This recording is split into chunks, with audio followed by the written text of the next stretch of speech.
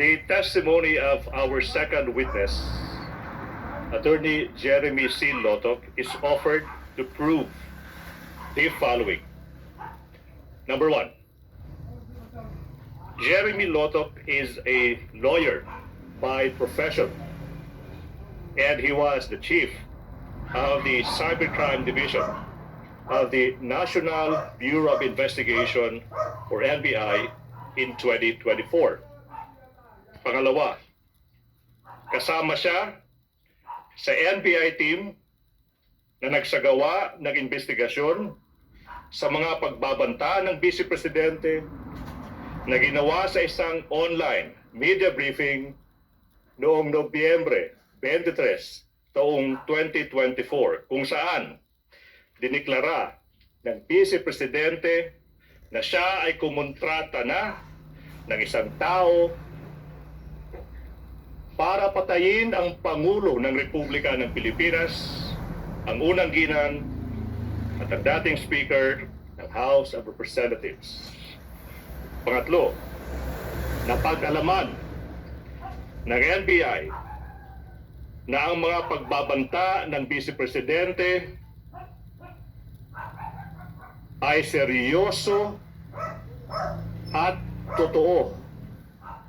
Matapos silang isaalang-alang ang mga sumusunod. Una, the manner of the respondent's delivery of the statement that she intended her remarks to be real and serious threats. She was not merely joking when she uttered those threats. Pangalawa, mga kababayan, even before that fateful press conference on November 23, 2024, bago yung press conference na yan, may nakontrata ng mamamatay tao yung Vice Presidente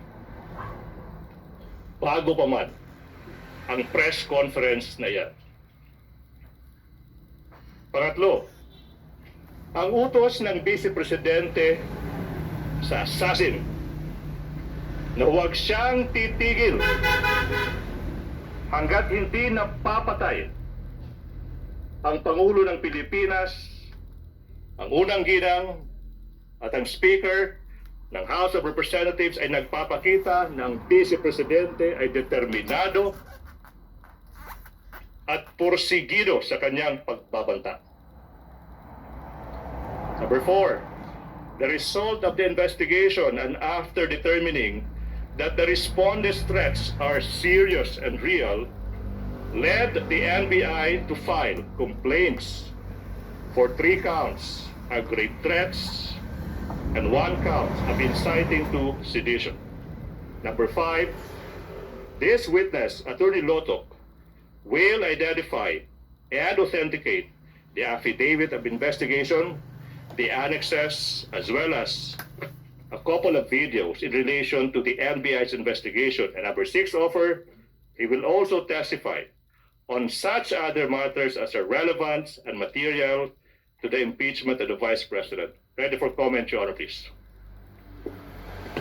Counsel for the respondent, Attorney Binduan. Subject of cross, Your Honor.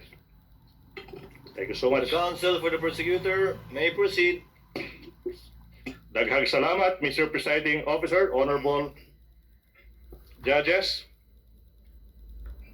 Attorney Lotok, Sir, maupay nga kulop haibo.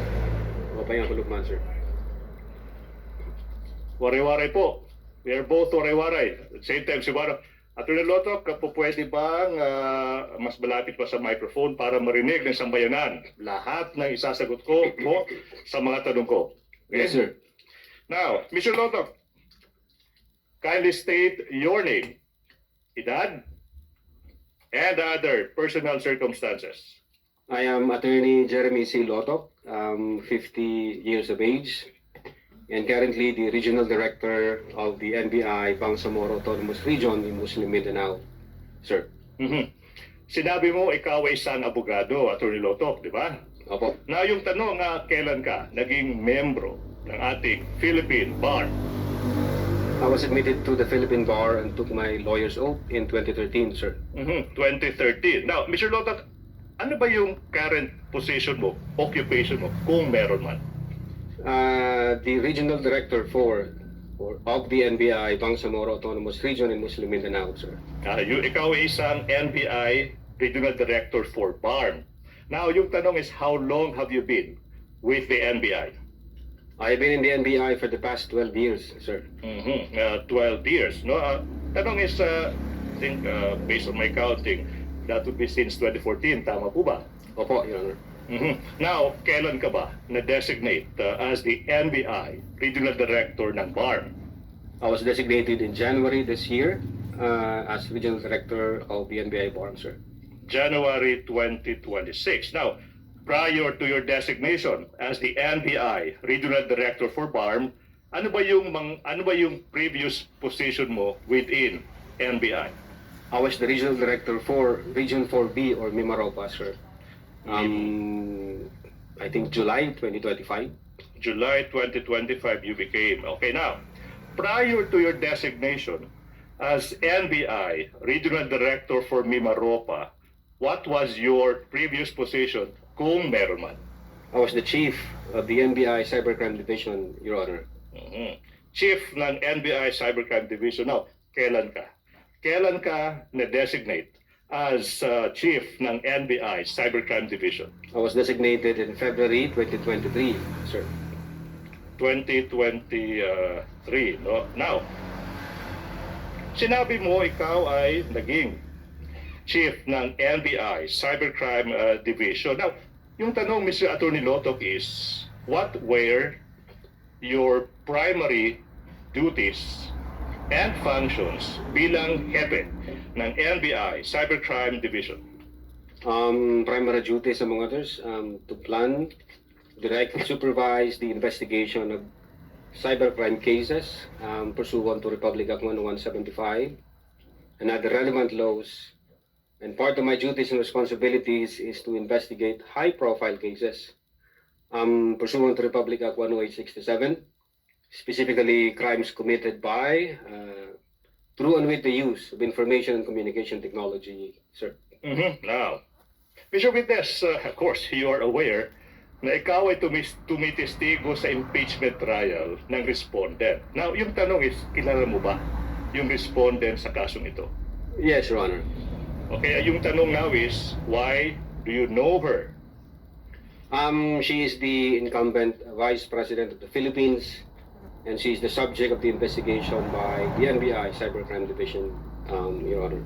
So, nasabi mo, she is the subject of an investigation ng NBI Cybercrime Division. Now, yung tanong, Attorney Lotok, is, kailan ba? Kailan nagsimula yung investigation ng NBI Cybercrime Division on the respondent? November 23, 2024, sir. November 23, 2024. Yung tanong now, Attorney Lotok, is, why? Why did the Cybercrime Division commence an investigation on the Vice President? We were directed by the then Director Judge Heidi B. Santiago to conduct an investigation with regard to a certain video involving an online press conference held on November 23, 2024, where the Vice President uttered that she had already contracted a person to kill the President, Lisa Marcos, and the former Speaker of the House, sir. Now, yung tanong, Attorney Lotok, is, sa pagkakaalam mo, kung alam mo, ba't yung NBI, yung inatasang gumawa ng investigasyon na ito? Well, under the law, specifically Republic Act 10867, the NBI has primary jurisdiction to undertake investigations on cases, among others, cases involving threats to security and assault against the persons of the highest officials, sir. So, threats or assaults on or against highest officials, sabi mo, di ba? Now, yung tanong, Attorney Lotok, is, sino ba yung mga highest officials na kung may threat or may assault sa kanila, NBI has to do it, an investigation. Sino yung mga officials na ito? Yes, Your Honor. They are the President, the Vice President, the Senate President, the Speaker of the House, and the Chief Justice of the Supreme Court, sir. All right. Now, so you mentioned Presidente, Vice President, tsaka yung iba pa. Now, you mentioned, Attorney Lotok, that the NBI conducted an investigation on the respondents' statements during an online media briefing on November 23, 2024. Yung tanong now, Attorney Lotok, is, what exactly did the respondent say on that day that resulted to the investigation? On that online press conference held on November 23, 2024, the Vice President uttered the following. Huwag kang mag-alala, ma'am, sa security ko sapagkat may kinausap na akong tao. Ang sabi ko sa kanya, pag pinatay ako, patayin mo si BBM, si Lisa Marcos, si Martin Romualdez. No joke, no joke. Nagpilin na ako, ma'am. Ang sabi ko sa kanya, pag namatay ako, huwag kang tumigil hanggat hindi mo sila mapapatay. And he said yes. Now, Attorney Lotok, no, yun yung statement. No? Now, sino ba yung mga membro ng investigation team na galing sa division mo, yung Cybercrime Division? We have Attorney Van Angluven, the then Executive Officer for Operations ng Cybercrime Division, Attorney Vanessa Asuncion, the Executive Officer for Administration back then, John Mark Calilong, the agent of case, and myself, Your Honor. You mentioned Agent John Mark Calilong, Yes, Your Honor. the same person who testified before you. Yes, Your Honor. Now, Mr. Witness,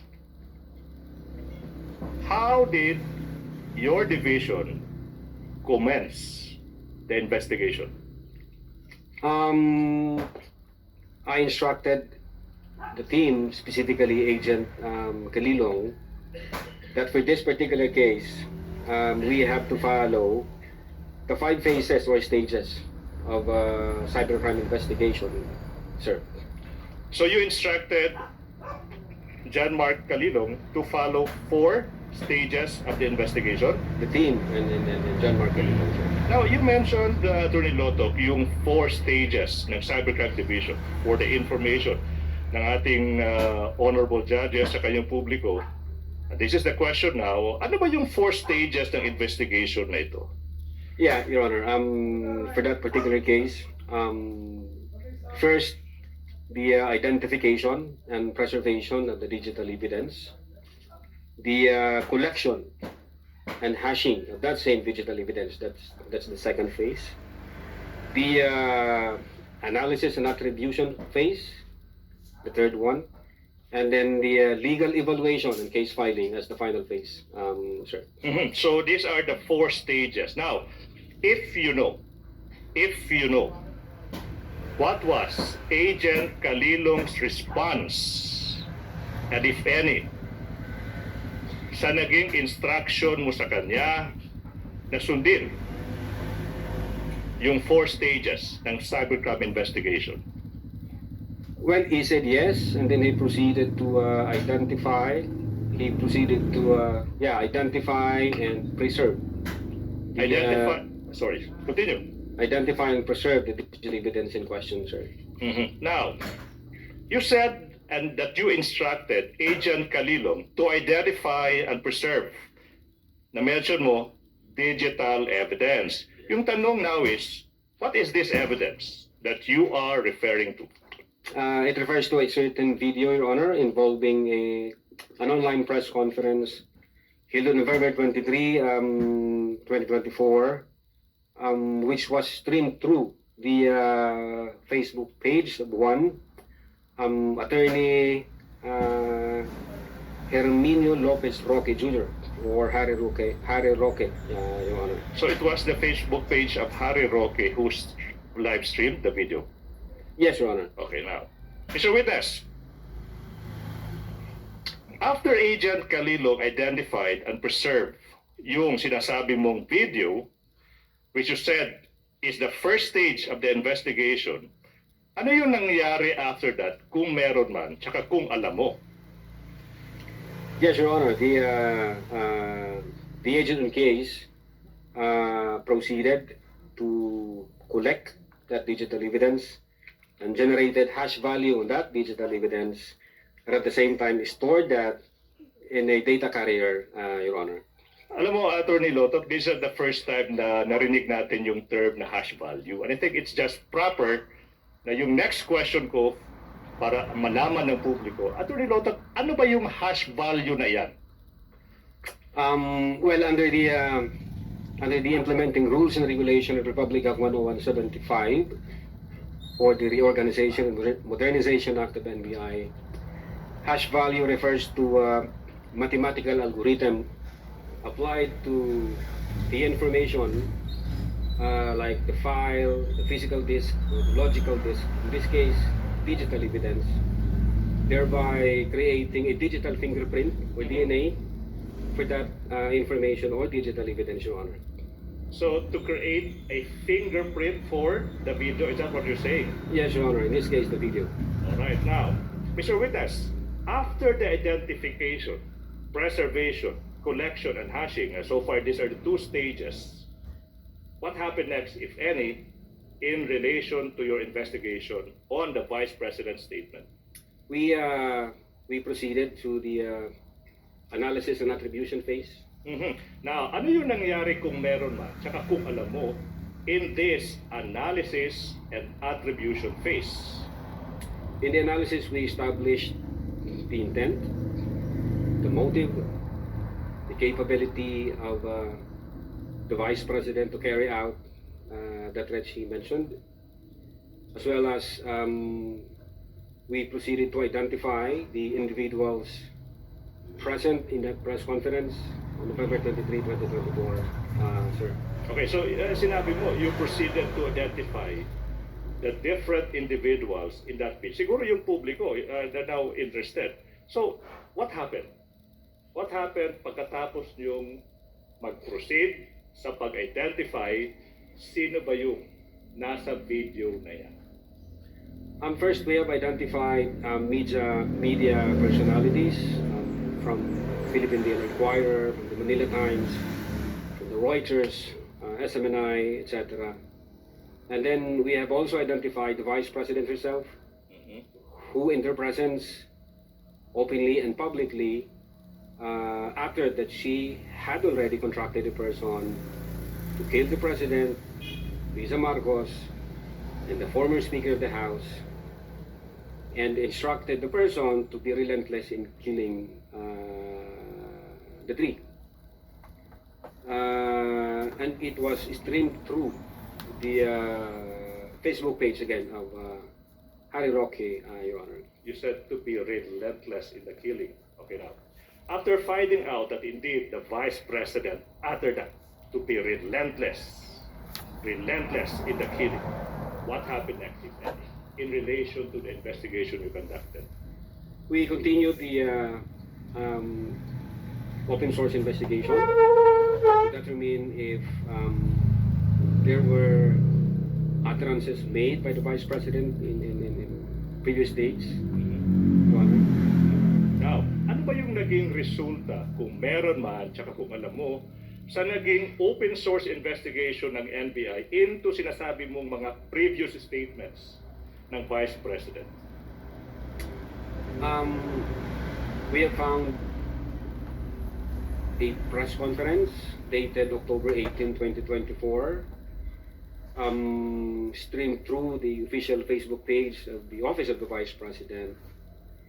And we were able to identify, for us, being the investigator, at least three material lines or utterances made by the Vice President, sir. Okay, so you said in that press conference, sinabi mo you found three utterances or statements ng Vice President. Okay? Among others, sir, yeah. Among others. So let's focus on these three. Ano ba yung three statements sinasabi mo?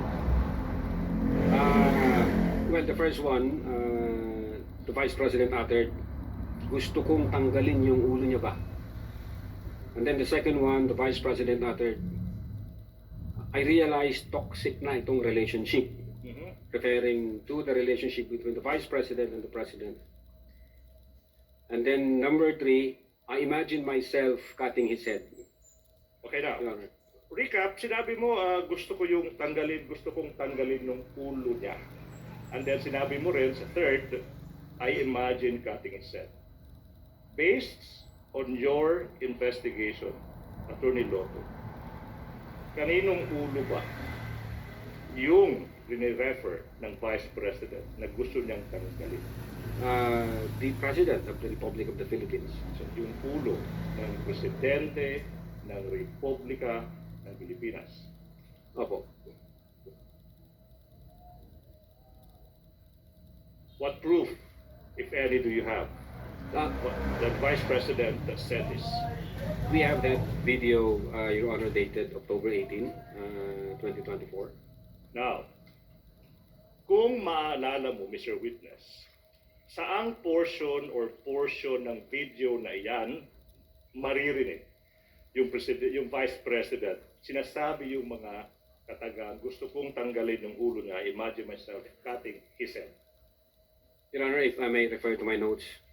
Your Honor, I move that. Witness may do so. Thank you so much. Thank you, Your Honor.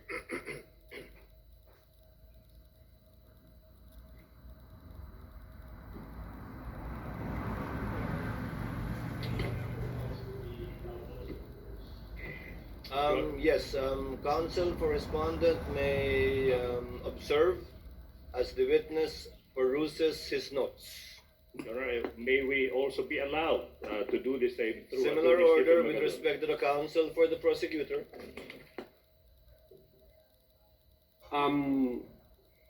Your Honor, from timestamps 1 hour, 35 minutes, and 57 seconds to 1 hour, 36 minutes, and 10 seconds.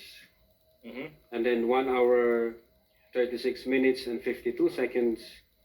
And then 1 hour, 36 minutes, and 58 seconds. Okay, so far, Your Honor, for the record,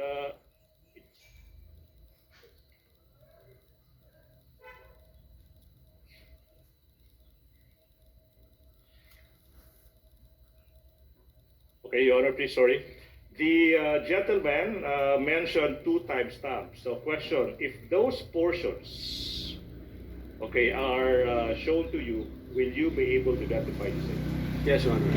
Your Honor, at this juncture, Your Honor, please, the video has already been identified, marked and identified by our previous witness, and it is marked as Exhibit P-Roman numeral 4-11 for the prosecution. We move that these 2 portions with individual timestamps as mentioned be shown to this witness for his identification, Your Honor, please. Where is the USB, counsel? Your Honor, we move that we be allowed to unseal the marked exhibit, Your Honor, please, that was presented last time. It's with us, it's with the prosecution. Kindly unseal the document in the presence of the counsel for respondent.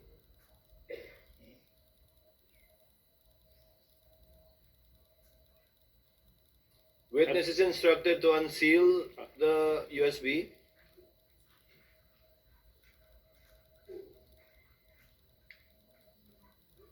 This has been previously marked. So after the unsealing, counsel for the prosecutor and for the respondent are instructed to kindly accompany each other to the tech booth to make sure it is the same, one and the same USB that will be played.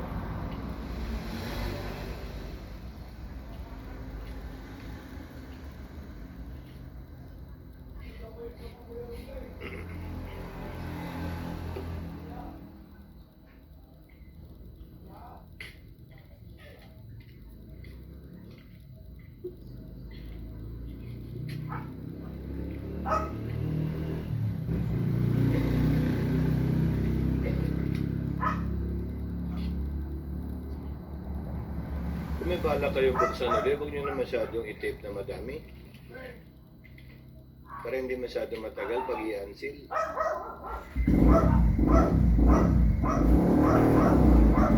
Will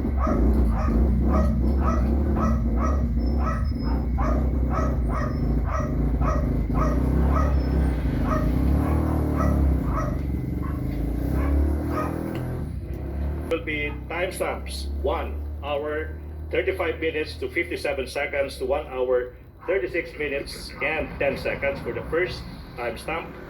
For the first portion. The second portion is from 1 hour 36 minutes to 52 seconds to 1 hour 36 minutes and 58 seconds.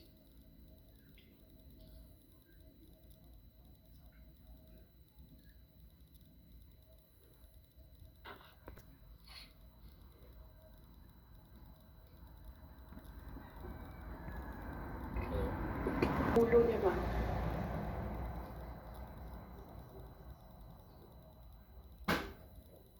I realized toxic na yung relationship.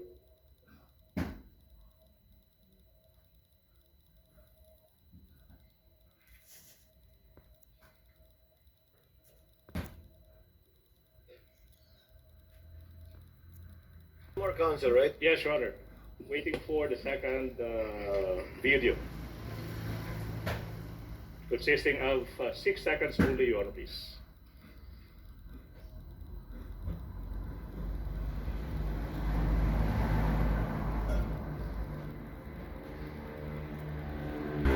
Imagine myself cutting his head.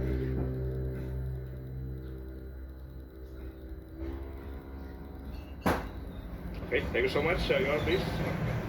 May I proceed, Your Honor, please. Counsel may proceed. Mr. Witness, what relation, if any, do those videos have, portions of the videos have, with the video you mentioned earlier? That's the same video I mentioned, Your Honor. Okay, thank you so much. Let's proceed. Attorney Lotok now. After you discovered these previous statements by the Vice President, what happened next, if any, in relation to the investigation we conducted in the Vice President's statements on November 23, 2024? Yes, Your Honor. We have also discovered reactions from the recipients, specifically from the President himself, the Speaker of the House, relevant government agencies tasked to secure the life of the President and the national security, Okay. Your Honor. Thank you so much.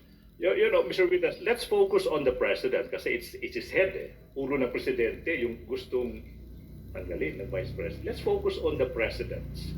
Now, what did he say again in particular? If I may refer to my notes, sir. Your Honor, You may do so.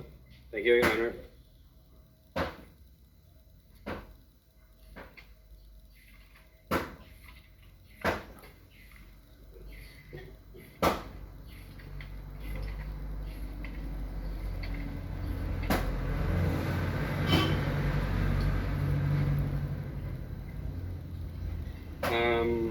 Yes, Your Honor. Among others, quote, nakakabahala ang mga pahayag na narinig natin nitong mga nakaraang araw. Nandyan ang walang pakundangang pagbumura at ang pagbabanta ng planong ipapatay ang ilan sa atin. Kung ganun na lang kadali ang pagplano sa pagpatay ng isang presidente, paano pa kaya ang mga pangkaraniwan na mamamayan? Yang ganyang kriminal na pagtatangka ay hindi dapat pinalalampas. Yan ay aking papalagay. Unquote. now, thank you so much. Okay? Attorney Lotok, you said that the former Speaker of the House of Representatives also gave yung tugon niya sa naging mga pagbabanta ng Vice Presidente laban sa buhay. Could you just summarize exactly ano ba yung tugon ng former Speaker ng House of Representatives? Yes, Your Honor, if I remember it right, I think the Speaker issued a statement during the plenary session November 25, 2024, which was published in the ANC Digital. And then among others, the former Speaker stated that the utterances were dangerous, unprecedented. Isa itong banta sa demokrasya at sa seguridad ng bansa. Alright, now, Mr. Witness, Atty. Lotok, sinabi mo rin na may mga ahensya ng gobyerno na nagbigay din ng kanilang tugon sa mga pagbabanta ng Vice Presidente. If you may, anong mga ahensya na ito? Yes, Your Honor. For one, the Presidential Communications Office, the Philippine National Police, the National Security Council, and the Armed Forces of the Philippines. Okay. Let's focus on muna sa Presidential Communications Office. Na ano ba yung statement ng Presidential Communications Office kung alam mo? If I remember it right, the PCO classified the threat as an active threat As an active threat. and directed the Presidential Security Command Mhm. to, I think, investigate the matter. As an active threat. It was the Executive Secretary who directed the Presidential Security Command. So based on that statement. Okay. Now, sinabi mo rin yung Philippine National Police. Yung tanong is kung maalala mo, ano ba yung sinabi ng PNP in response sa naging mga pagbabanta ng Vice Presidente sa buhay ng Presidente sa kayong dalawa pa? Your Honor, if I may refer to my notes. Your Honor? You may do so, Your Honor. You may do so, Mr. Witness. Thank you, Your Honor.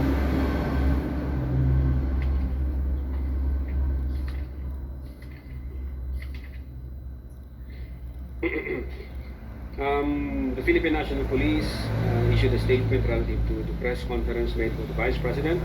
Quote, the Philippine National Police threats any threat to the safety and security of the President and all public officials with the utmost seriousness. In light of Vice President Sara Duterte's recent statement, which directly referenced an assassin contracted to target the President, the PNP recognizes the grave nature of this matter.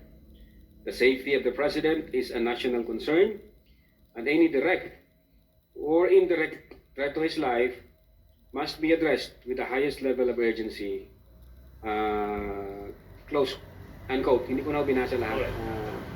Now, Your Honor. Attorney Lotok, now. The PNP used, based on your statement as the response of the PNP used the term assassin in referring to the person contracted by the Vice President to kill the President and two others. Your Honor, it was not just the PNP, even the Presidential Communications Office also used the term assassin, Your Honor. Okay. Now, what about the National Security Council? Ano bang sinabi ng NSC kung alam mo? Again, Your Honor, if I may refer to my notes. Hmm.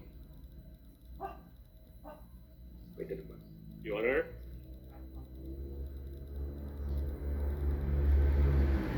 Your Honor? May the witness be allowed to refer to his notes once more? You may do so, Mr. Witness. Thank you, Your Honor.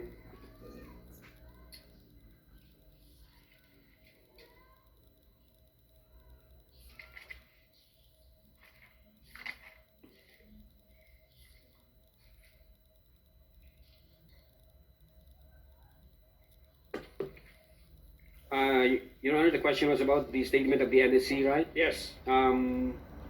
Quote, the National Security Council considers all threats to the President of the Philippines as serious. Any and all threats against the life of the President shall be validated and considered a matter of national security, unquote. Okay. Now, sinabi mo rin na yung Armed Forces of the Philippines or AFP nagbigay din ng kanilang response sa naging pagbabanta ng Vice Presidente. Kung alam mo, saka kung maalala mo, ano ba yung sinabi ng Armed Forces of the Philippines? Same, Your Honor, if I may refer to my notes.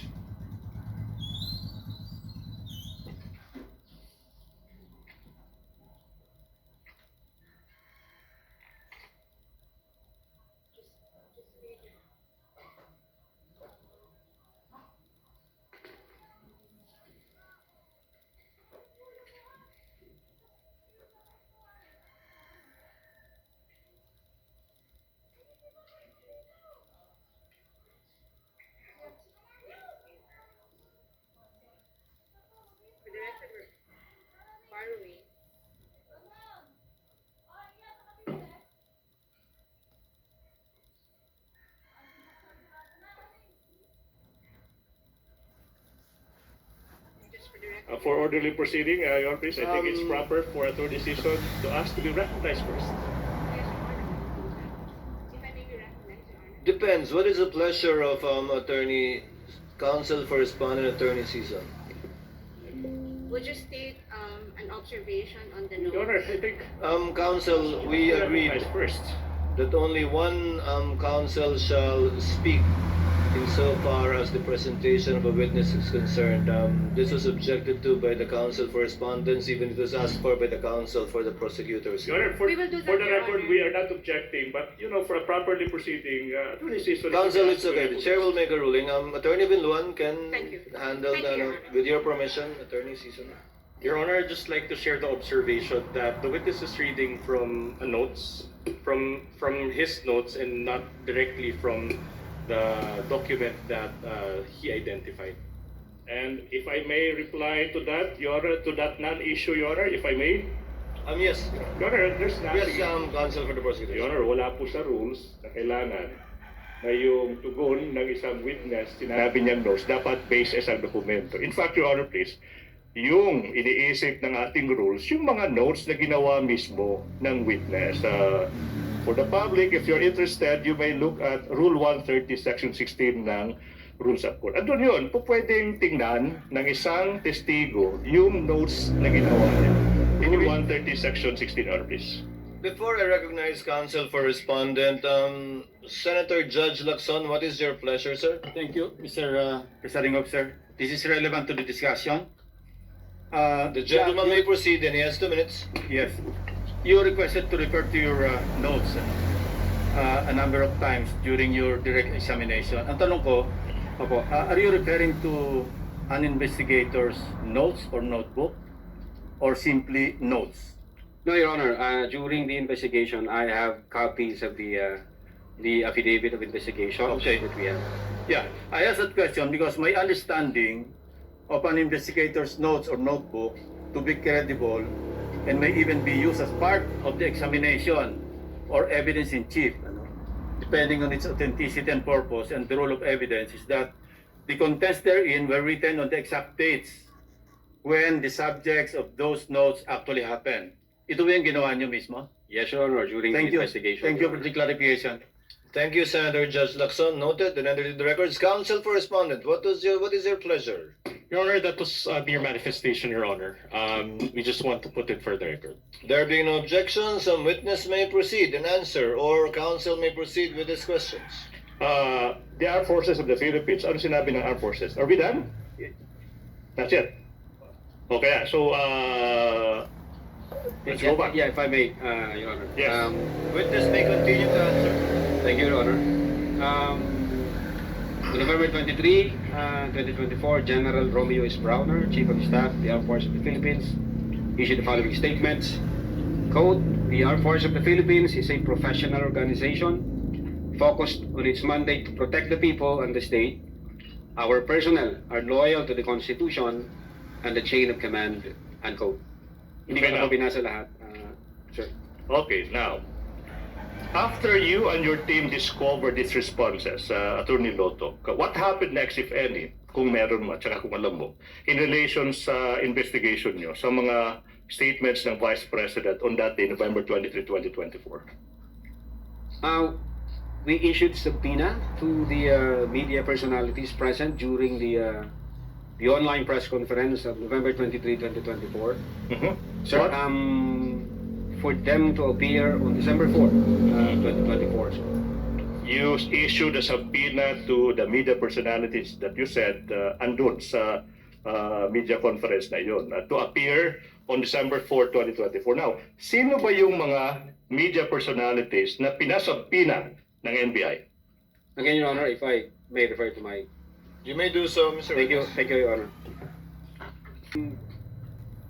First, to the late MC Saidin Reyes of the Philippine Daily Inquirer, and then to Regor Marky J. Mendoza of the Manila Times, Bons Magsambol of Rappler, Ana Rosario Malindo Uy of the Manila Times, Jason Rubrico of the SMNI, and Mikael Flores of the Reuters, Your Honor. Okay, now, Mr. Witness, yung tanong now is, ba't kailangan isapina ng NBI itong mga media personalities na ito na mag-appear sa NBI sa araw na iyon, December 4, 2024? Your Honor, they were there during the online press con and they participated the press conference. So, ang tingin namin meron silang personal knowledge kasi nandoon sila at nag-participate po sila. Kaya we deemed it proper to issue subpoena on them. Now, so you said na they were subpoenaed to appear on December 4, 2024 in the NBI. Now, what happened on that day, December 4, 2024, if any, and if you know, in relation to the investigation you conducted? The agent on case reported to me that Mr. Reyes and I think Mr. Magsambol appeared before the Office of the Cybercrime Division and participated in the process of the interview. Sir. Now, how do you know? How do you know that these two individuals, at least, si Dempsey Reyes, again, his sole residence, and Magsambol appeared before the NBI on that day, December 4, 2024? Yes, Your Honor. Aside from the fact that the agent on case reported that to me, he showed to me the minutes of meeting wherein the signatures of the late Mr. Reyes and Magsambol were affixed on it, Your Honor. Okay. May nakapirma ho sila doon sa minutes of meeting, sir. All right, now, thank you so much, Attorney Lotto. Now, Attorney Lotto, you said that your team interviewed members of the media. You issued subpoena to them and they appeared. Now, what else happened, if any, in relation to the investigation you conducted? We issued subpoena at testificando to the Vice President herself to shed light in the investigation we are conducting, sir. So you're telling the public that you, NBI, also issued a subpoena to the Vice President? Yes, As an Your Honor. answer, Your Honor. Okay, now, proceed, Your Honor. Now, what proof, if any, do you have that in fact the NBI issued a subpoena addressed to the Vice President? We have copy of that subpoena at testificando dated November 25, 2024, sir. Now, kung yung subpoena na binigay ng NBI sa Vice Presidente may petsang Nobyembre 25 taong 2024 ipapakita sa iyo, makikilala mo ba yung dokumentong ito? Opo. Now, we are now in the process of presenting to you a subpoena at testificandum dated on even date December 25, 2024. That Counsel is, for the parties are authorized to approach and Thank you so review the much. document. for the record, this is previously marked as Exhibit B dash Roman numeral 4 dash 4 for the prosecution. Have you perused the same, Attorney Lotto? Yes, Your Honor. Question, what relation, if any, does that document have with the subpoena you mentioned? This is the same subpoena I mentioned, sir. Thank you so much. So the NBI issued a subpoena to the Vice President. Your Honor, can we just make a comment? Counsel for the respondents recognized.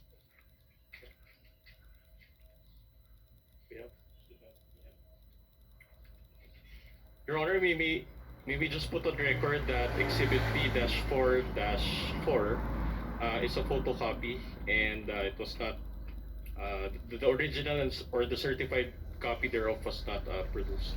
We are ready to produce that, but that's the next step we are supposed to do. The Honor, Noted. Please proceed. we have a copy of the certified true copy. We invite the defense to check the same for comparison, Your Honor.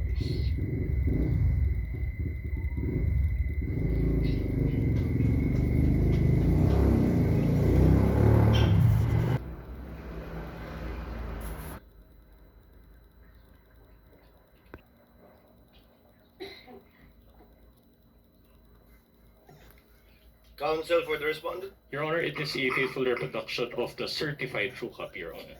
Noted for the records. May Counsel proceed, for Your the Honor. prosecutors may proceed. Now, Mr. Witness, we would like to know how did the Vice President respond, if any, if at all, and if you know, to the NBI subpoena issued to her?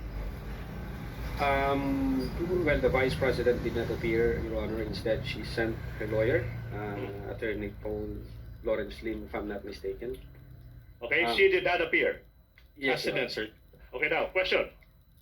If you know, what was the Vice President's reason for failing to appear at the NBI, in the NBI, despite the subpoena issued to her?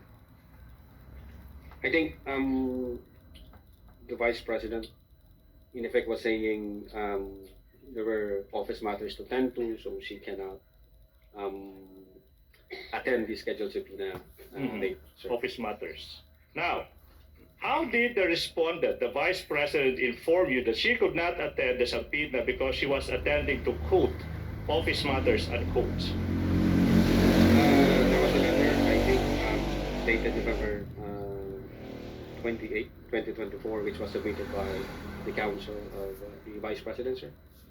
So the letter, December 20, 2024. Now, kung yung kopya ng letter na yan ipapakita sa iyo, ma-identify mo ba yung letter na ito? Opo. Now, Your Honor. in the process of showing you a copy of the letter dated November 28, 2024. Counsel for the prosecutor may approach, as well as counsel for the respondent.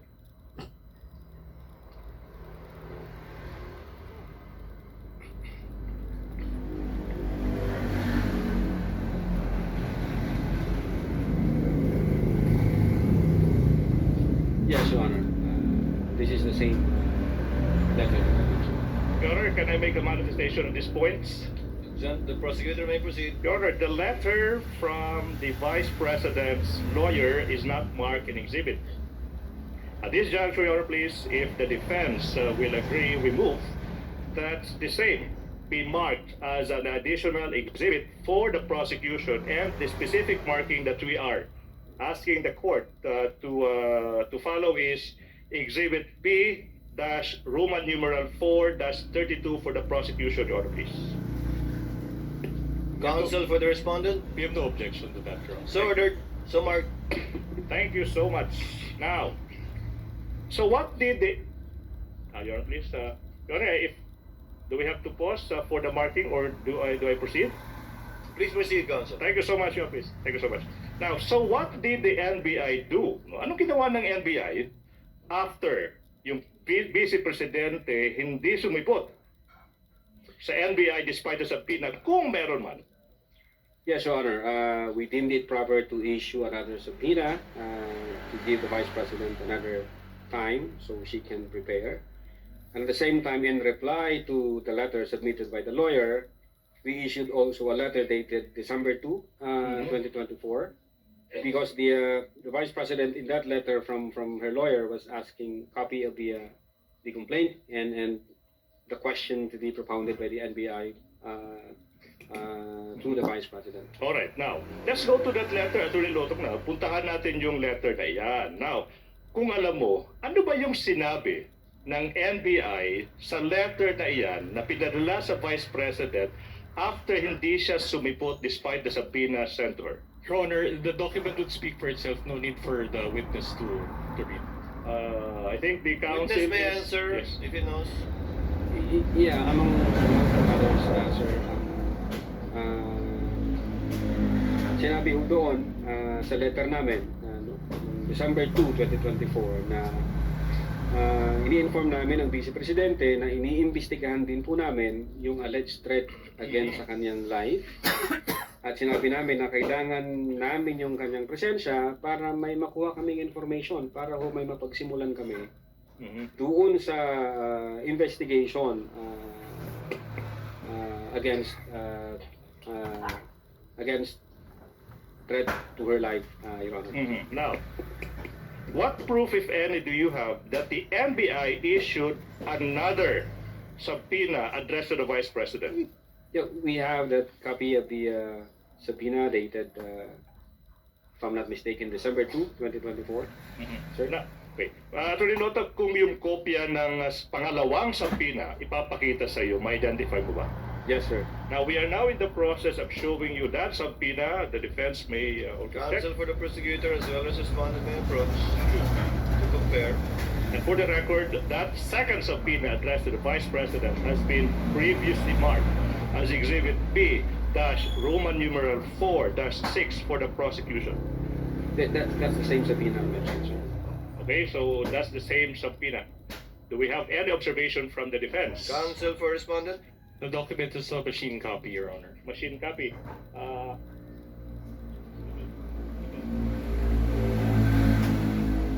Honor, we move that the certified true copy in our possession be compared with the photocopy identified by the witness, Your Honor, please. Counsel, this has not been marked, right? This has been marked this time, Your Honor, please. The second This subpoena. has been marked already. Yes, Your Honor.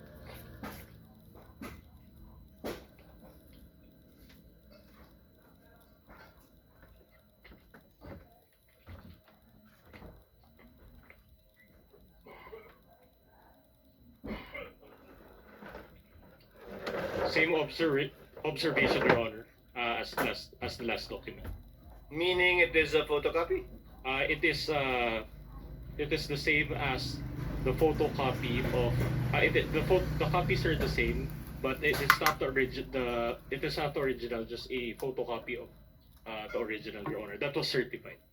Wait, so I do not get it, Counsel. Your Honor, the other document that the prosecution is showing is a certified copy, Your Honor. Mm-hmm. So in other words, it is the same as the photocopy that was previously marked, Your Honor. But certified. Correct, Your Honor. Noted. Thank you. You may proceed. Now, you also mentioned, Attorney Loto, yung isang letter, this time, it's dated December 2, 2024. Now, kung yung letter na iyan ipapakita sa iyo, ma-identify po ba ito? Yes, sir. Now, we are in the process of showing you a copy of that letter that is previously marked as Exhibit P dash Roman numeral 4 dash 5 with submarking P dash Roman numeral 4 dash 5 small letter A. May you peruse the same and answer the question after perusing the document. What relation, if any, does this document have with the one you mentioned? The same document that I mentioned, sir. Okay, thank you so much. Now, Mr. Witness, sa pangalawang subpoena, Your Honor, the document again is a photocopy, machine copy. Your Honor, we move that the certified true copy that we have in possession be compared with the photocopy that is marked in exhibit for the prosecution office. Counsel for respondent is instructed to view the certified true copy and make the corresponding manifestation of their observation. Faithful reproduction of the certified copy, Your Honor. Noted. Thank you so much. Counsel, Proceed, Your Honor. Now, Attorney Loto, ano ba yung naging tugon, kung meron man, tsaka kung alam mo, ng Vice Presidente sa pangalawang subpoena na inisyo ng NBI? Yes, Your Honor. The Vice President again did not appear, but instead sent her lawyer with another letter. Another letter. Yes, Your Honor. Submitted to the Office of the Cybercrime Division. Okay, now, kung alam mo, ano ba yung nilalaman ng letrang iyan, yung pangalawang letter ng Vice President in response to the second subpoena ng NBI? If I remember it right, sinasabi doon we must state the obvious. The NBI is under the administrative supervision ng Secretary of Justice, who is an alter ego of the President. And the Executive Secretary is the chief alter ego. So, minarapat daw niya makinig sa kanyang counsel at hindi na mag-appear sa subpoena ng NBI. Now, kung yung, what proof, if any, do you have of that letter? We have copy of that letter, Your Honor. Kung yung kopya ng letter na yan ipapakita sa iyo, ma-identify mo ba? Yes, Your Honor. Now, we are showing you a copy of the letter dated December 10, 2024. The question after you peruse the same, what relation, if any, does that document have with the letter you mentioned? The same document that I mentioned. Your Honor, manifestation, the same letter coming from the Vice President's Counsel is not marked in exhibits by the prosecution. Same with the previous letter we moved that the same, with agreement from the Defense Council, be marked as our Exhibit P Roman numeral 4-33 for the prosecution. It is a photocopy of that letter, Your Honor, please. What does counsel for the respondent say? No objection to that, Your Honor. No objection. Thank you so much. Noted. Kindly have it marked. Your Honor, proceed. Now, Mr. Witness, what else, if any, did the letter state, if any? Well, the counsel for the Vice President stated that the Vice President is confident that the NBI will also investigate the alleged threat against her life. Yun po yung tenor ng letter na yun, sir. Now, ito yung tanong now. You mentioned earlier that the Vice President stated that she already contracted an assassin to kill the President and the two others. Now, Attorney Lotto, wait, not yet done, no question yet. Please proceed, counsel. As the head of the investigation team, what was your impression of the Vice President when she declared that she already contracted an assassin to kill the President, the First Lady, and the former Speaker of the House of Representatives? Objection, Your Honor. On Calls what for an ground? opinion. Opinion. You may cite the rule, Your Honor, please. And misleading as well, Your Honor. She never mentioned the word assassin. Your Honor, the term, may I reply to that, Your Honor, please? Counsel for the The term prosecution is recognized. assassin had a fiction. It is the same term used by the PNP and by the PCO. So it's not plucked out of thin air, Your Honor, please. So we have basis for using the term assassin. But Your Honor, the counsel mentioned that it was VP Sara who mentioned it, and that was phrased in his answer. So we are objecting to that, Your Honor. With the understanding that the witness will base his answer on his investigation or knowledge insofar as the investigation that he himself conducted and led is concerned, and not as a conclusion of fact and law. The witness may answer. What was your impression? Yes, Your Honor. To me, as the chief investigator at that time, the utterances made by the Vice President was serious, and the threat was real and actual also. It Mr. was- Witness, if I may intercede, counsel, is this contained in your investigation report? Yes, sir. You may proceed, counsel. Seryoso tsaka totoong pagbabanta. Now, what made you say that? Na yung pagbabanta ng Vice Presidente ay both seryoso at totoo. Well, Your Honor, we considered the content and context of the utterances made by the Vice President in November 23, 2024, as well as the utterances made by the Vice President in October 18, 2024, and the reactions from the recipients, as well as reactions from several government agencies, sir. Content and context. Now, exactly, yung tanong is, exactly, how did you analyze the content and the context of the entire press conference? We considered several factors, Your Honor, in the analysis of that content and context. Several factors. To be exact, kung alam mo, ilang factors kinonsider nyo? At least four. At least four. Your Honor. Number one, the delivery or manner in which the utterances were spoken. That's one. Number two, the literal meaning of the statement, Your Honor. Number three, the nature of the instruction, and number four, the relationship between the parties, sir. So 4 factors. Now, Attorney Loto, let's go to the first factor, no? Let's go to the first factor. The delivery of the manner in which the threats were spoken. What made you say that the respondent was both serious and real when she uttered those threats? Objection, Your Honor, calls for an opinion. Your Honor, if I may. Based on his investigation, counsel, he may testify as to that. Witness may answer. Yes, Your Honor. The Vice President was furious and fuming mad when she uttered those.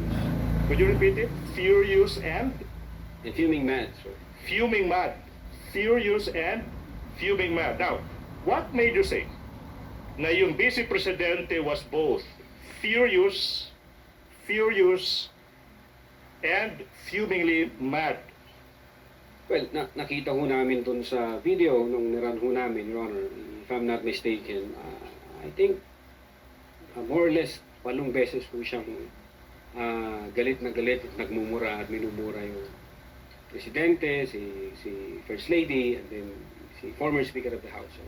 8 beses. If I'm not mistaken, more or less, sir. Now, and then you're referring to the video now. In what particular portions of the video, okay, did the Vice President hurl invectives or sa Tagalog, pagmumura kung sa Cebuano, pamalikas, kung hawaray-waray, Buyayaw. buyayaw? Mga ilang beses? 8? In what particular portions? Your Honor, if I may refer to my notes. You may do so. Thank you, Your Honor.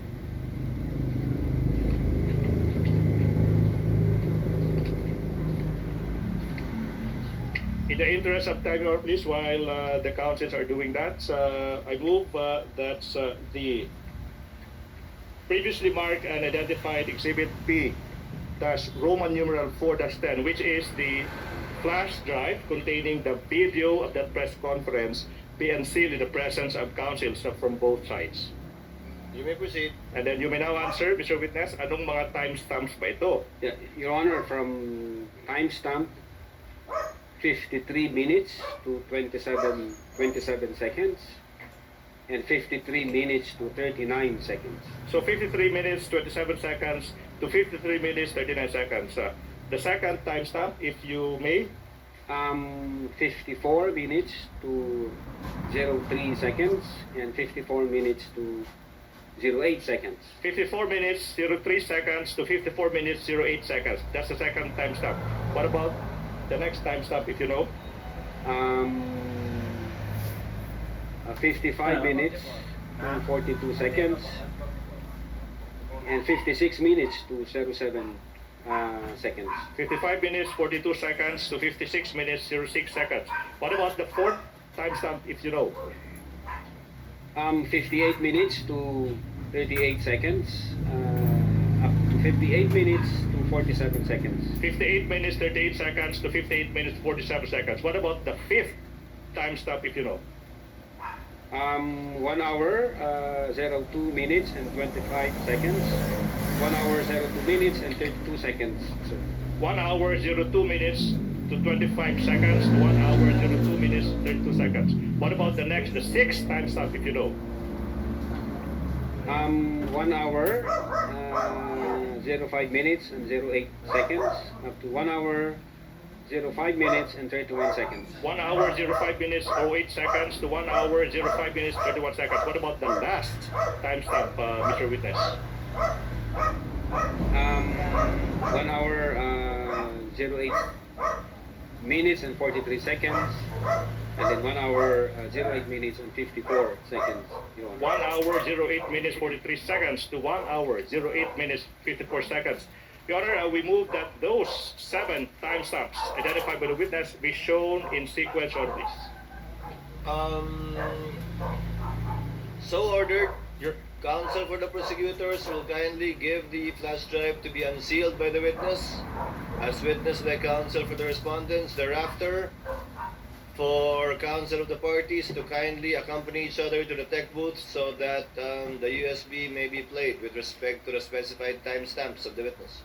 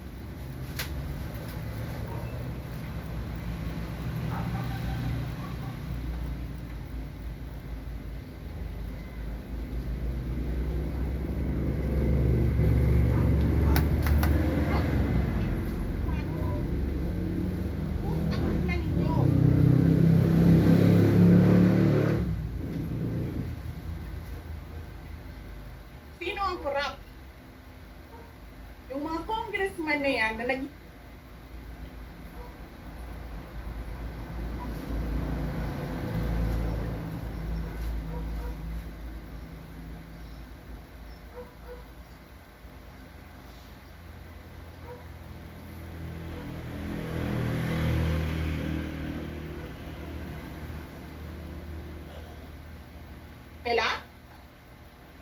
na keso taksil, keso korap, abusado. Putang ina ninyo.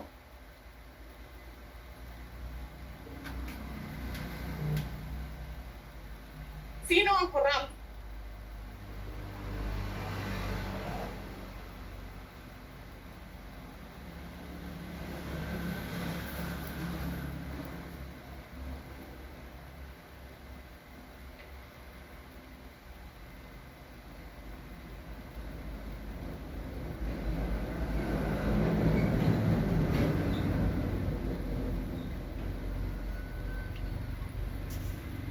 Ginagawa ko eh. Putang ina, hindi mo pala gusto ginagawa mo eh. Bakit mo sinisira pangalan ko?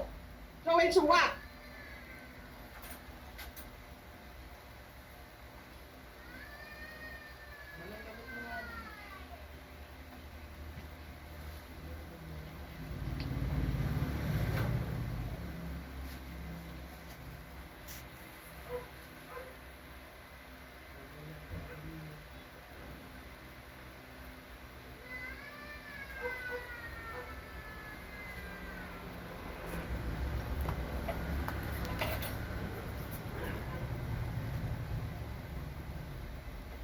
He did not know what he was talking about. So incompetent. Or he was lying to his teeth to get the votes of people. Utang ina ninyong lahat.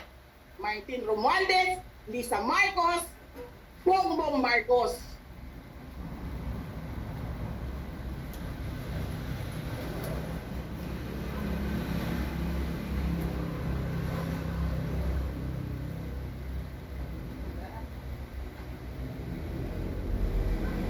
I think we have two more.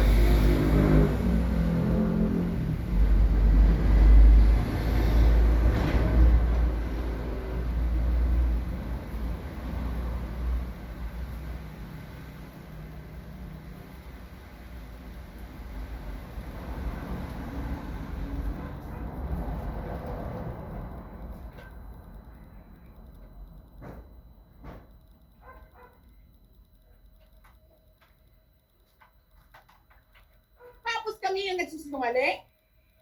Nagpipigil ako eh.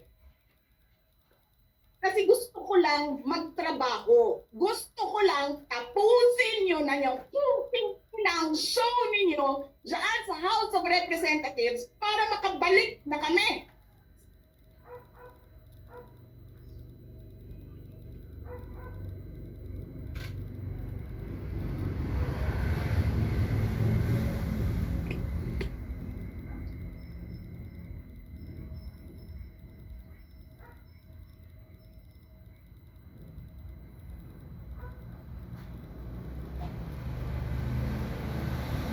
I think we have two more. Ang ina ninyo.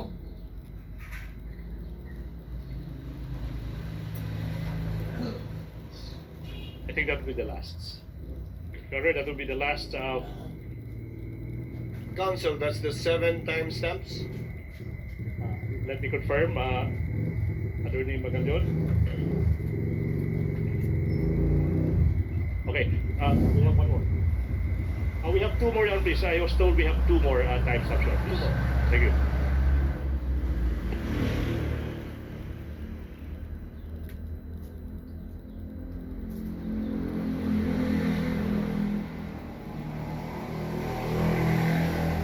Martin.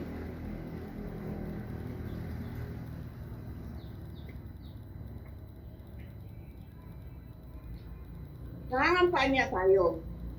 Nakasakay tayo sa eroplano. Pagkatabi tayo. Nagre-reklamo ka, putang ina ka, walang pera.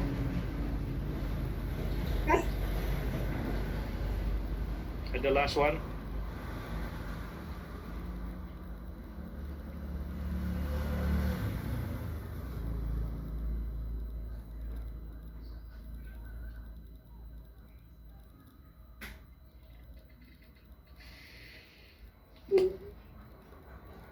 Maalis mo man ako sa presidential race, hindi pa rin ikaw ang presidente, tingin mo. Walang buboto sa'yo. Please lang. Okay. Wala. So, Your Honor, those were the 7 timestamps, portions of the video where the Vice President hurled invectives and profanities. Now, the question is, may I proceed, Your Honor? Counsel, to clarify, Yeah, po. the Vice President hurled invectives, period. Not necessarily against the 3 officials mentioned. Most of them were against the 3 officials, Your Honor, please. I only counted or heard 1 or 2.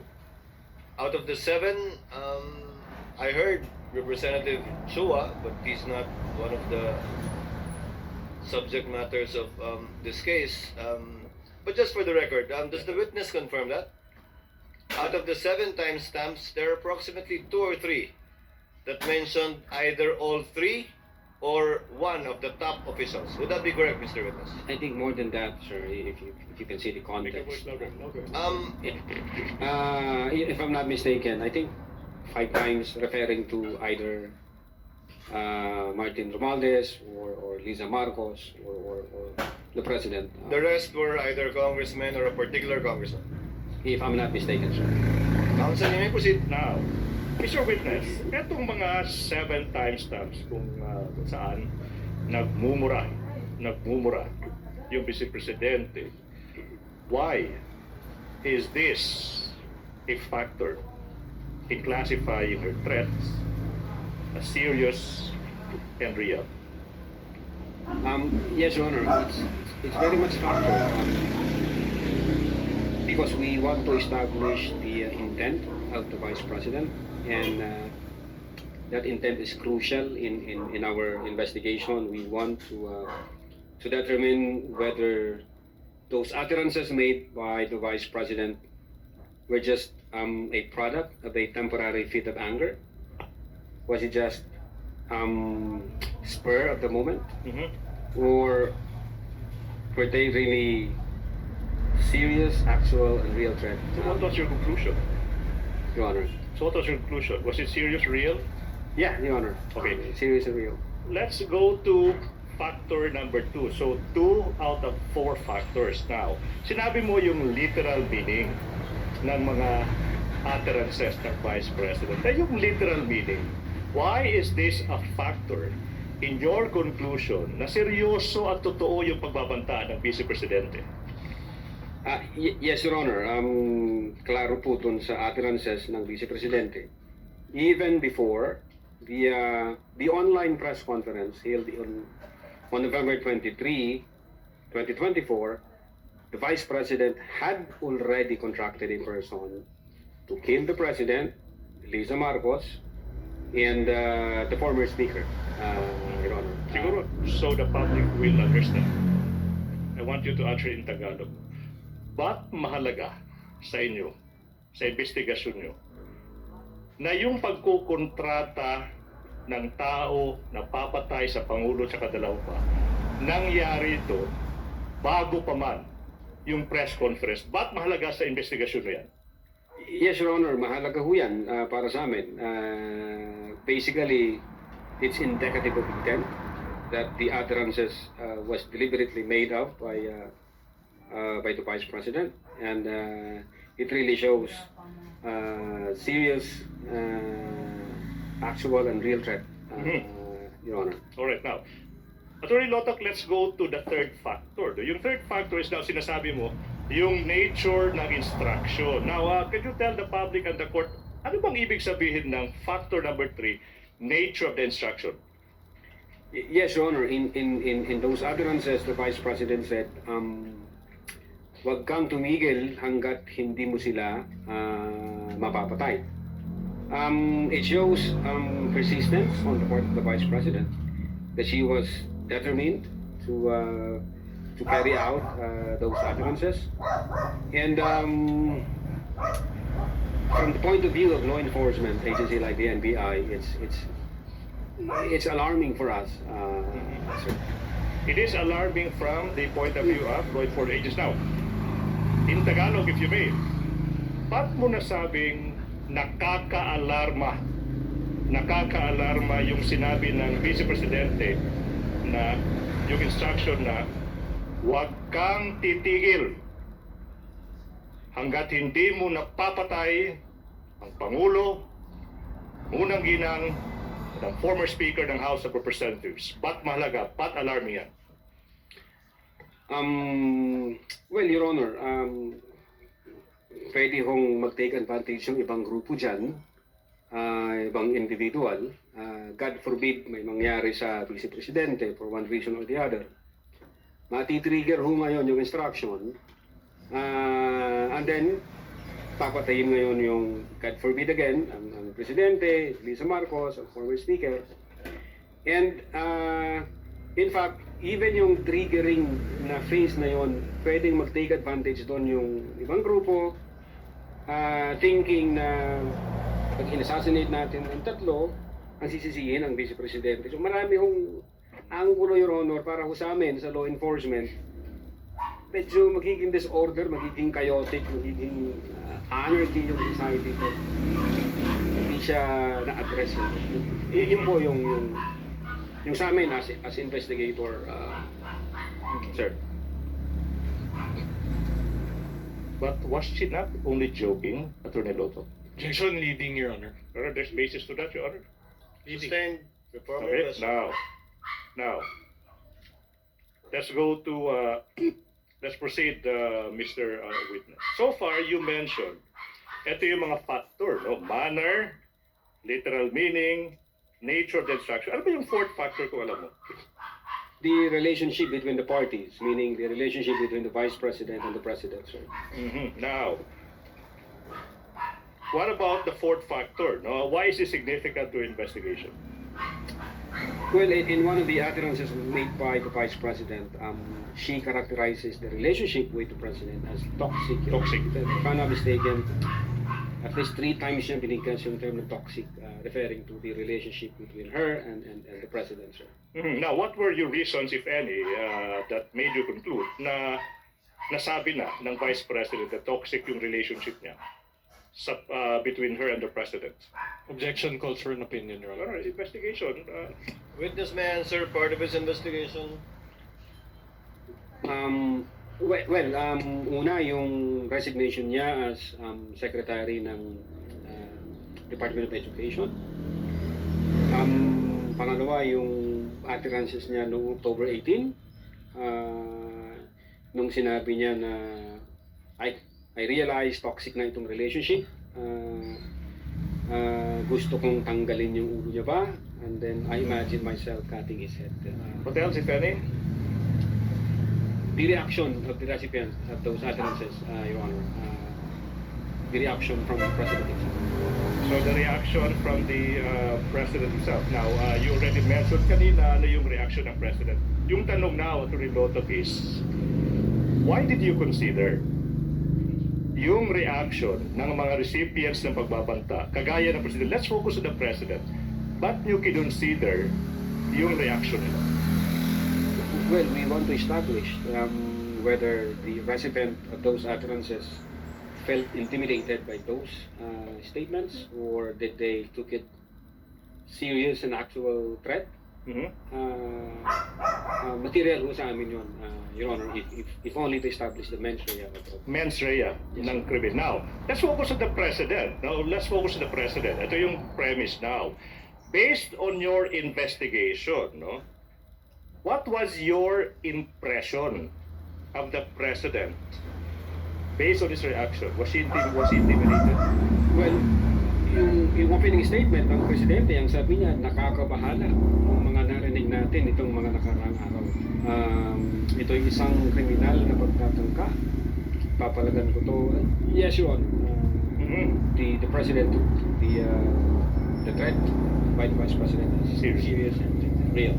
Now, Mr. Witness, aside from yung reaction ng mga recipients, we focus on the President, ano pa yung ibang mga factors na kinonsider nyo kung meron pa man?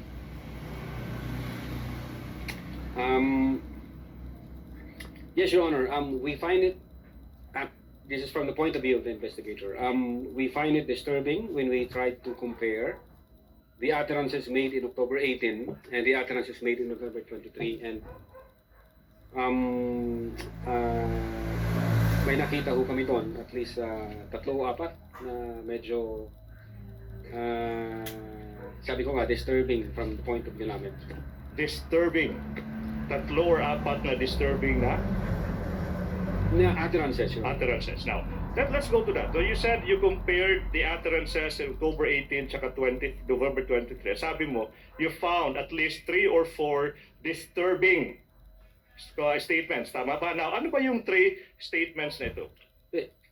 Your Honor, we are trying to establish the patterns and the consistencies of those utterances. For instance, nung October 18, ang sabi niya is, walang number 1 ang Pilipinas na to, para sa akin, number 2 lamang ito. Walang number 1. And then we compared it in November 23, ang sabi niya, reiterate niya, I do not recognize anybody above me. That's number 1, Your Honor. The number 2, ang sabi niya nung October 18, hindi marunong maging presidente yung nakaupo, kasalanan ko ba yun? And then we compared it in November 23, ang sabi niya doon, this country will go to hell because that person sitting, sabi niya, doesn't know how to be a president who is a liar. Alright. The number 3, ang sabi niya sa October 18, meron akong 5 impeachable offense na alam kay BBM pero papasa ba dyan sa House? Siyempre hindi. Then kinumpare namin November 23, ang sabi niya doon is he was lying through a state para makuha lang yung boto ng mga tao, and then nagmura na siya, PI ka, BBM, Lisa Marcos, and Martin Romualdez, Your Honor. What do you mean by PI? Putang ina, sir. Okay. You said that you found these 3 comparisons disturbing. Now, these 3, ano yung significance ng 3 comparisons nito sa investigasyon nyo? Kung meron man. Yes, Your Honor. Based on these patterns and consistencies in the utterances made by the Vice President, it appears that these statements have tendency to stir up the people against the government, have tendency to disturb the peace of the community, have tendency to undermine the peace and order, the public peace and order, sir. Now, Mr. Witness, given all these findings, sinabi mo, seryoso, tsaka totoo, yung mga pagbabanta ng Vice Presidente, anong ginawa ng division mo, kung meron man, in relation to the investigation? We executed, Your Honor, affidavit of investigation, and we recommended criminal charges. 3 counts for grave threats, and 1 count for inciting to sedition, sir. Your Honor, now, na-mention mo yung affidavit of investigation. For clarity, anong date ng affidavit of investigation na nasabi mo? February 10, 2024. 2025, sir. February 10, kung yung affidavit of investigation and the annexes ipapakita sa iyo, ma-identify mo ba yung affidavit na ito? Yes, sir. I'm showing you now a copy of the affidavit of investigation. May petsang February 10, 2025. That is previously marked for the prosecution as Exhibit B, Roman numeral 4-3. You peruse the documents and answers. I move that the defense be allowed to peruse the same. And the question is, what do these documents have? What relation, if any, do these documents have with the documents you mentioned?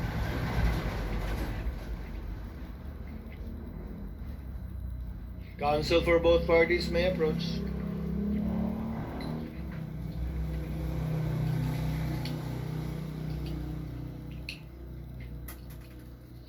Manifestation, Your Honor.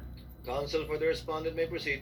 Your Honor, we just like to manifest, Your Honor, that the marked document, permanently marked by the prosecution, does not contain any annexes, and the other set of documents that he is comparing it to has affidavit annexes, Your Honor. I can reply to that, Your Honor, please. If I Counsel may. for the prosecution will please reply. Number one, the affidavit of investigation, the annexes thereto, ay makikita yung mga annexes most of them as separate documents that have been pre-marked. Ulitin ko, yung mga hinahanap ng depensa ng mga annexes sa affidavit of investigation, nasa record ng Senado yan because na-marka separately, because they have been identified separately also by the previous witness. I hope that satisfies.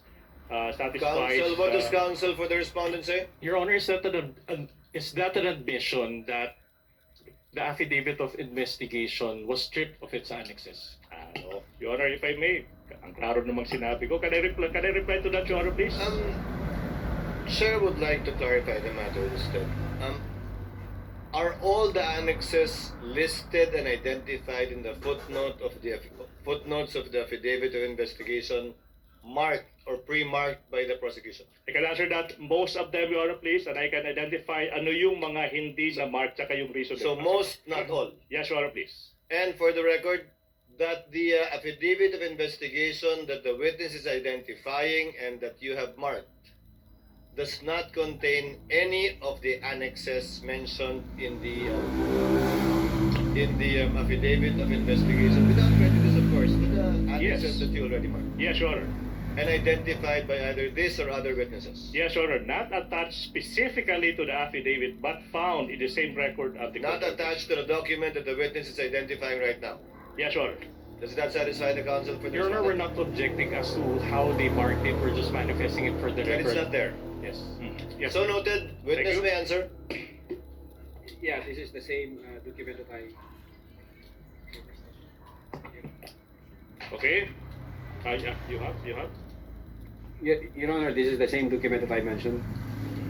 Okay. May proceed, Your Honor, please. You may proceed. Now, Attorney Lotok, sorry.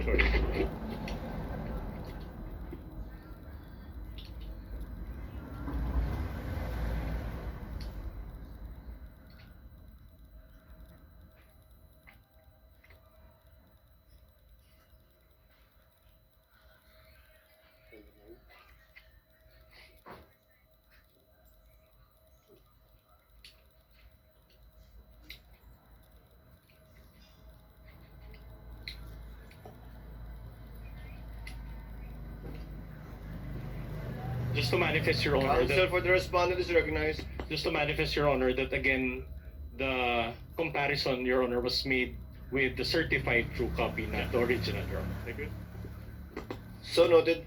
Thank you so much. Please proceed, counsel for the prosecutor. Attorney Lotok, sa pahinang 28 ng Affidavit of Investigation, may makikitang pirma sa ibabaw ng pangalang S.A. Jeremy Lotok. Makikita mo ba yan? Yung tanong, kaninong pirma ito? This is my signature, sir. And sa pahinang 29 ng affidavit, may makikita ang pirma sa ibabaw ng pangalang S.A. Jeremy Lotok. Kaninong pirma ba ito? Again, sa akin pirma ho ito, sir. Your Honor, at this juncture, the prosecution manifests and move that the two signatures of the witness be marked as Exhibit P Roman numeral 4-3-1, that's for the first, and the other one P Roman numeral 4-3-2. Reason is these signatures have not yet been marked in Exhibit, Your Honor, please. No objection to that, Your Honor. Thank you so much. Now, may proceed, Your Honor. You may proceed. Attorney Loto, in paragraphs 202 tsaka 203 ng naging answer ng Vice President dated May 25, 2026 to the articles of impeachment, which document forms part of the record of these courts. Sinasabi ng Vice President na she was merely exercising her freedom of expression. Freedom of expression, sinabi niya. That's protected, yung pagbabanta niya. Are you aware of this defense? Yes, Your Honor. Attorney Lotto. As a lawyer, and as the head of the NBI Cybercrime Division, that's the basis, Your Honor. Do you agree with this? Objection, Your Honor, calls for an opinion. This is not part of the investigation. She's a lawyer, Your Honor. That's It a matter does call for an opinion and it's not part of their investigation, counsel. Kindly reform your question. I know where you're getting at, but kindly reform your question. Okay. Your Honor, Attorney Lotto, you are aware of the defense Yes. that is a freedom of expression. Okay. In your investigation, did you consider this, if at all, and if any? Objection, Your Honor, you There's basis, if at all, if any. Witness may answer. Yes, of course, Your Honor. We consider that whether magpo-fall pa siya sa confines ng freedom of speech. And what was your finding? That's the basis now. What was your finding? Well, una, 3 reasons, Your Honor, if kung okay lang.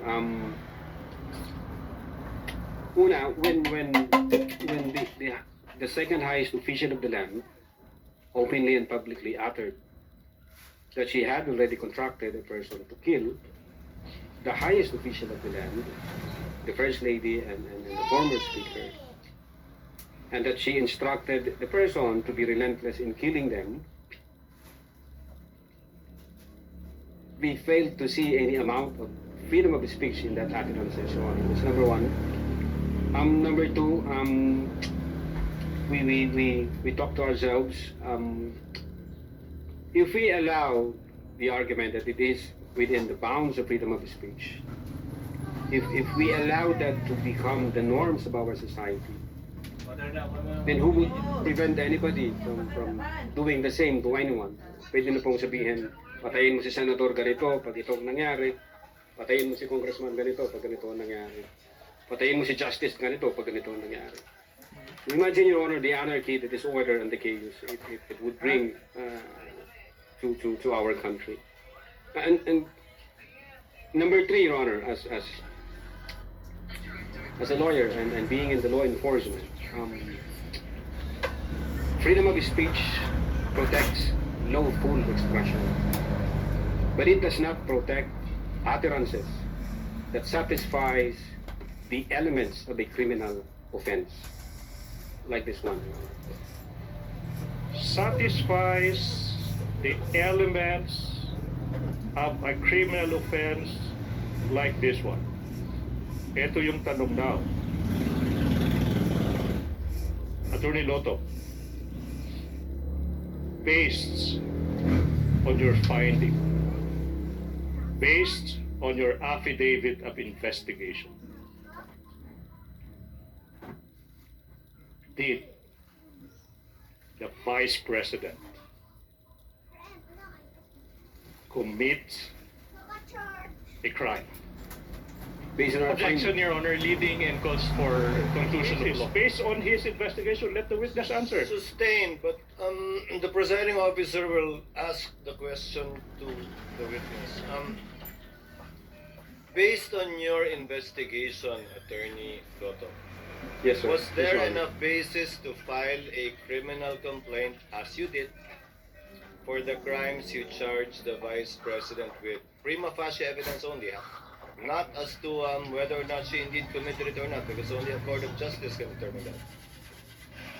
Yes, Your Honor. Based on our findings, we believe that the Vice President committed the crime of great threats and inciting to sedition. Only insofar as satisfying the requirement of prima facie evidence sufficient to file a case.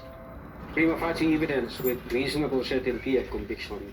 Yes, that would be a more complete description of what you have to comply with before you can file a case. Yes, Your Honor. Yes, po. Counsel, may proceed. Thank you so much. Let's continue. Attorney Lotto, kita magpapadayon hininaton mga pakiana nga naimo pagbato hininaton mga Your Honor, pakiana. Your Honor, What? What's may your I objection? be allowed to make a manifestation? Your Honor, as I understand, only Filipino and my goodness. English was Be careful. because I cannot understand, Your Honor, what he was saying. So can we just ask that he states his statement in Filipino or English? Your Honor, Filipino language encompasses all the languages, dialects. It includes our very own waray-waray. But Council, the rules state only Filipino and English, but I will let it go once in a while, but not each time. we will Yes, Your submit, Your Honor. Thank you, Your Honor. You may proceed, Council, for the prosecutors. Now, you mentioned that the respondent's lawyer, Attorney Lim, through a letter said that the Vice President was confident in your office's assurance that the alleged threats to her were also being investigated. Malala mo sagot mo yun doon? Yes, Your Honor. Now, what did the NBI do, if any, on the alleged threats? This time, sinasabi niya to her, to the Vice President, kung meron man. Yes, Your Honor, we started the investigation on the alleged threat against the life of the Vice President. You started. So, what was the result? If any, if at all, if you know, to that investigation?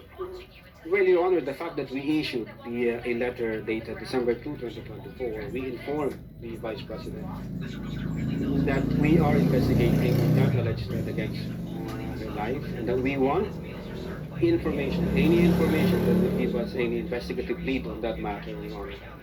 Unfortunately, the Vice President did not appear. So wala ko kaming makitang pagsisimulan na imbestigahan. Well,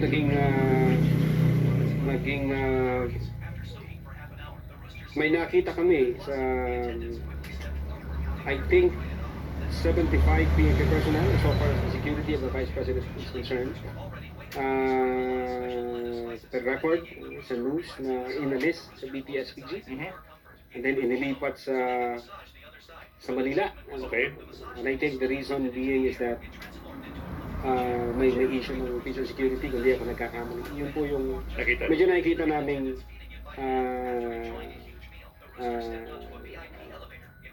security issues. So now, if you know, no? Ilan ba yung natira sa Vice Presidential Security and Protection Group? If you know. Pagkatapos ma-remove yung sinasabi mong 75 personnel of that VP-SPG, if you know. Well, based on, if I'm not mistaken, based on the record, COA record, I think more or less 335 security personnel. Kung di ako nagkakamali, kasi kung sa 335 personnel protecting a single person, the Vice President? based on that record, based on the news. 335. Last point, Your Honor, please. Wind up, Council. Yes, Your Honor.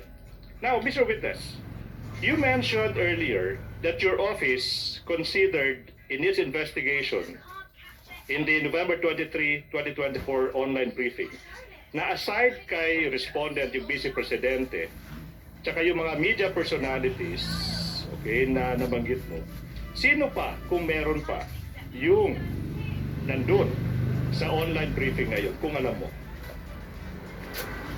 Well, yung pinakaunang part ng video, si Attorney Zulaika Lopez.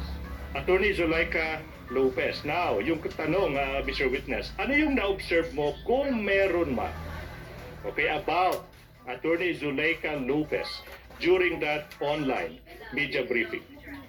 Objection vague, Your Honor. Oh, Your Honor, what's wait? Okay. Witness is smart enough to answer if he knows. Witness may answer. Thank you, Your Honor. Well, based on that video, it appears na nagko-complain si Attorney Zulaika referring doon sa paglipat niya from XOR to women correction facilities, I think. And then yung health issue niya, so parang kinukomplain din niya na yung nangyari sa kanyang pagka-held in custody sa SOR. Alright, now, Attorney Lotto, what significance, if any, do these complaints ni Attorney Lopez have, okay, in your investigation on the threats made by the Vice President in that online video briefing? Yes, Your Honor, we take that into account. Tinignan namin yung sitwasyon, yung issue ni Attorney Zulaika. But when we see the bigger picture, taking all the pieces of the puzzle, una, it has nothing to do with the Vice President contracting a person. Because even before Zulaika Lopez appeared in that video, the Vice President had already contracted a person to kill the President. Visa Marcos, the former speaker. And then when we consider all the facts and circumstances, the instance where Attorney Zulaika was complaining does not diminish, it does not alter, it does not affect the totality of the findings that we have in our investigation.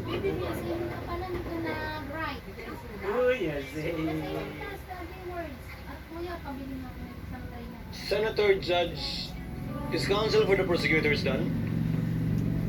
Attorney Ligotan, are you done? Yes, Your Honor. You're done?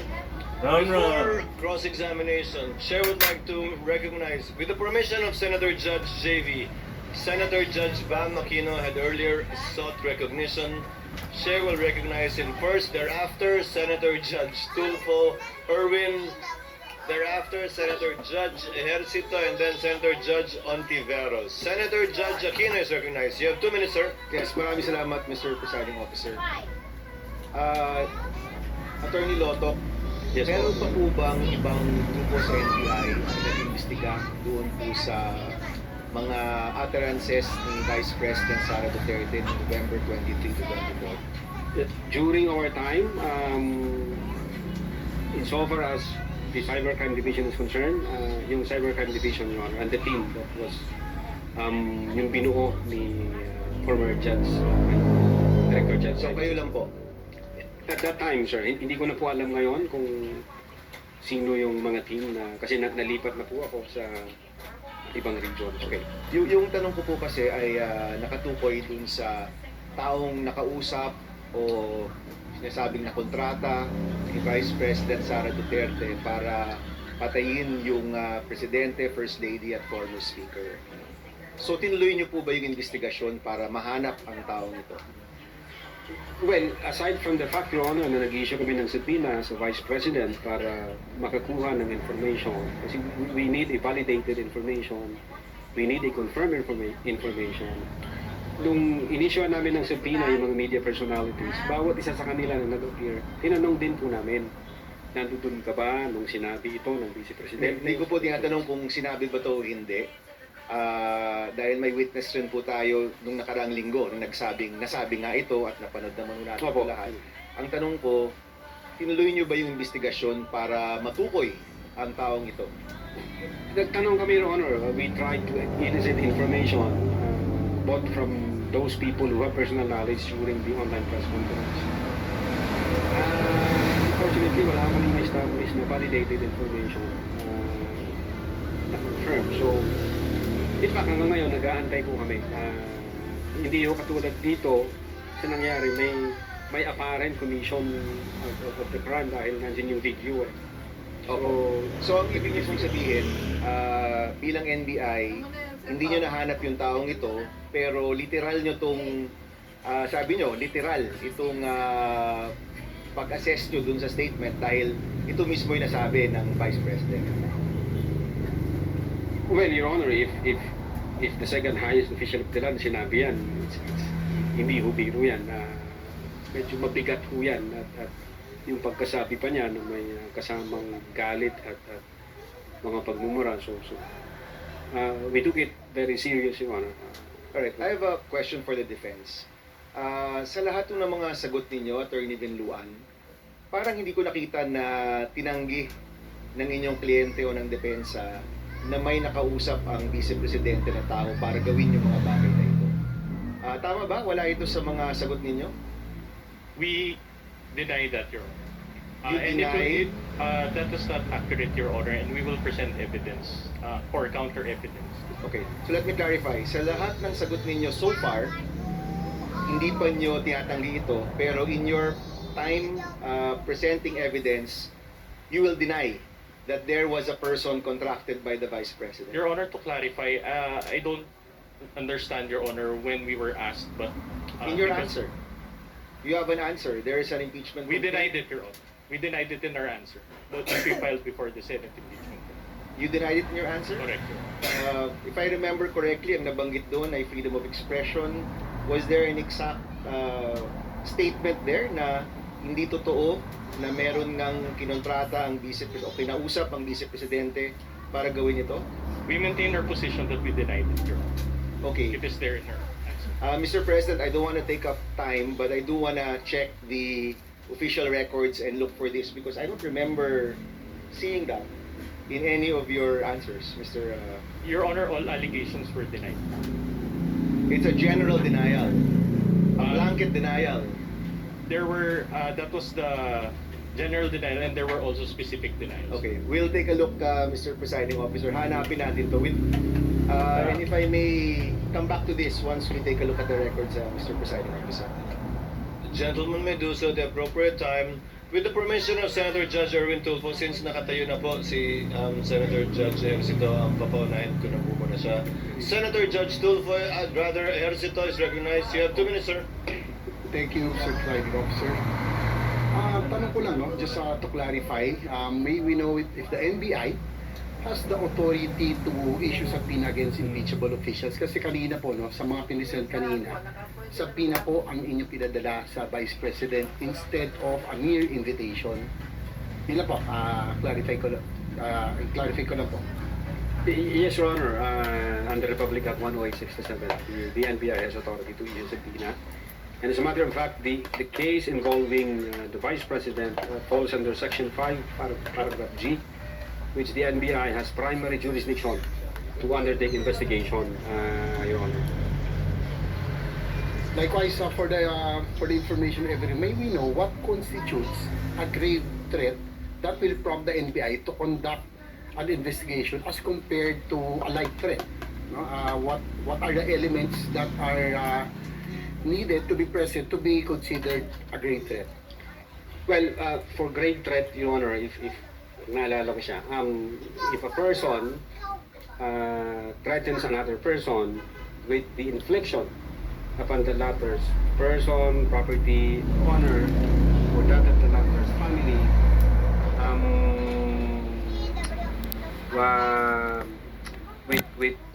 with a wrong or with any wrong amounting to a crime, if that threat is with condition or without condition, or with involved with monetary consideration, yun po Your Honor yung kabuuan ng sa grave So threat. yung grave threat po, may condition or walang The condition? crime of grave threat, Your Honor, can be committed with or without condition. With or without condition. Yeah. So as an investigator, have you ever investigated and filed a complaint for grave threats apart from this one? Again, Your Honor. As an investigator, have you filed any case or investigated and filed a case for grave threats against anyone aside from this, no? Excluding this one? I think May, kasi nag-start po kasi ako as counter-terrorism and then organized crime group. And then cybercrime. Wala akong maalala, Your Honor, kundi ito lang. I mean, so far as my being in the NBI is concerned. So ito lamang yung ito pala yung kaso na naimbestigahan nyo concerning grave threats. I think yung iba, may mga na-investigahan, Your Honor. Pero again, sabi ko, yung sa sarili ko po, yung experience ko from counter-terrorism hanggang sa organized transnational crime group, sa cybercrime division, ang naalala ko lang, Your Honor, kasi matagal na ho yun eh, kung ano yung nasa record. I think itong grave threats na to is pag hindi first time, doon ko lang na-experience. Gaano katagal ho kayong parte nitong cybercrime division? Ano kayo nalipat? Since 2018, Your Honor, nagsimula ako bilang investigation agent. And then, in 2022, I was designated as chief of the Digital Forensic Laboratory Division, and in 2023, designated as chief of the Cybercrime Division. So more than 5 years kayong nandito sa Cybercrime Division. Opo. That's all, Mr. Presiding Officer. Thank you. Thank you, Senator Judge Eric. So Senator Judge Tulfo Irwin is recognized. You have 2 minutes, sir. You may proceed when you're ready. Thank you, Mr. President, or Presiding Officer. I'd like to direct my clarificatory question to the witness on the stand, Mr. Presiding Officer. Attorney Jeremy Locto, Opo, Your Honor. what findings, if any, convince the NBI the motive of the respondent to kill the President and 2 other people?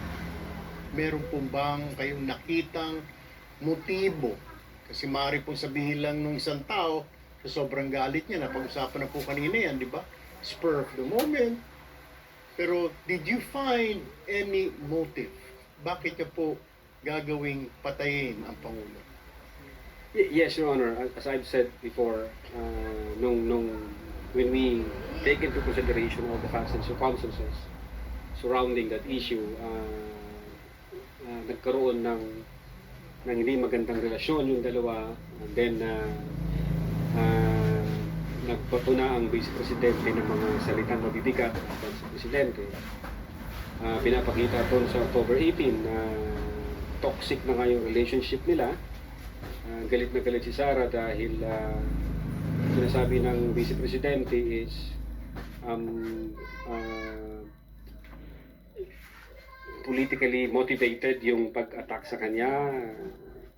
And then at the same time, pinagtutulungan siya ng buong gobyerno. So,